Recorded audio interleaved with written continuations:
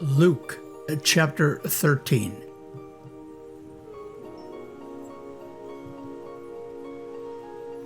Then the whole company of them arose and brought him before Pilate, and they began to accuse him, saying, "We found this man perverting our nation and forbidding us to give tribute to Caesar, and he's saying that he himself is Christ the King."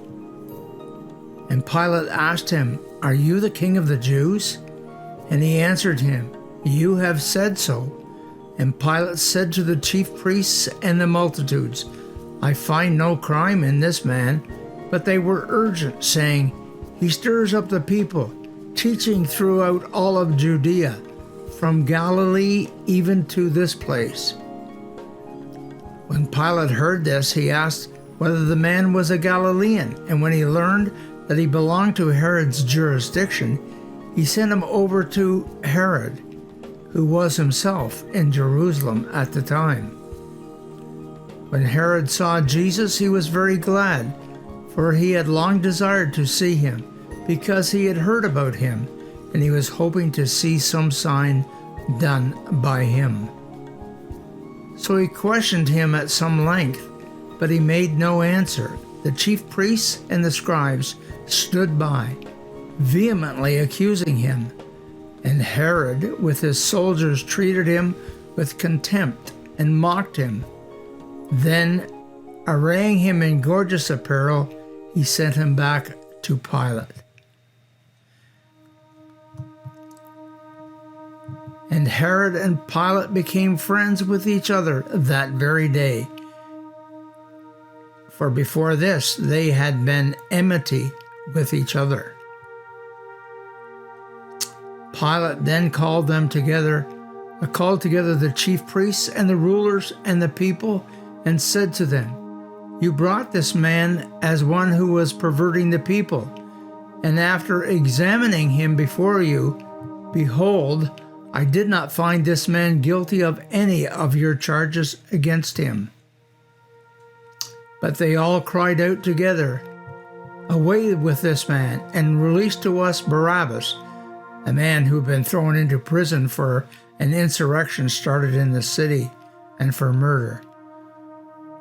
Pilate addressed them once more, desiring to release Jesus. But they shouted out, "Crucify, crucify him." A third time he said to them, "Why, what evil has he done?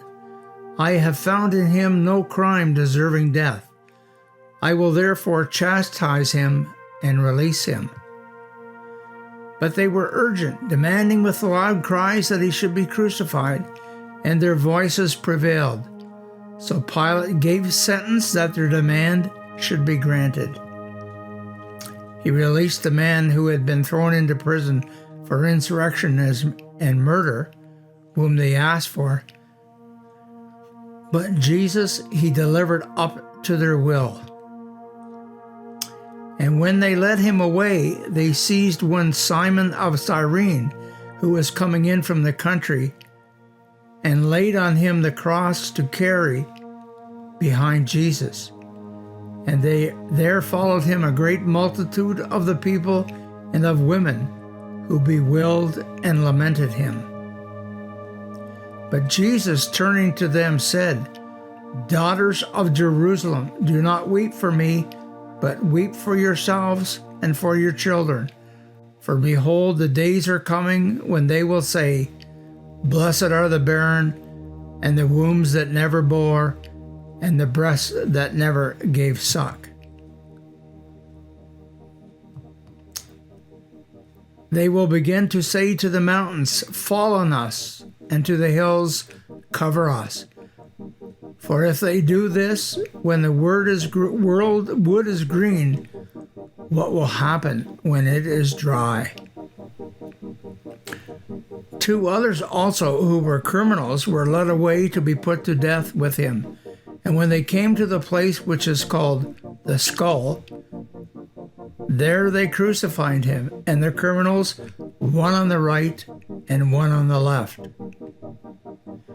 And Jesus said, "Father, Forgive them, they know not what they do. And they cast lots to divide his garments. And the people stood by, watching. But the ruler scoffed at him, saying, He saved others, let him save himself. If he is the Christ of God, his chosen one. The soldiers also mocked him, coming up and offering him vinegar and saying, If you are king of the Jews, save yourselves. There was also an inscription over him, This is the King of the Jews. One of the criminals who were hanging railed at him, saying, Are you not the Christ? Save yourself and us. But the other rebuked him, saying, Do you not fear God, since you are under the same sentence of condemnation?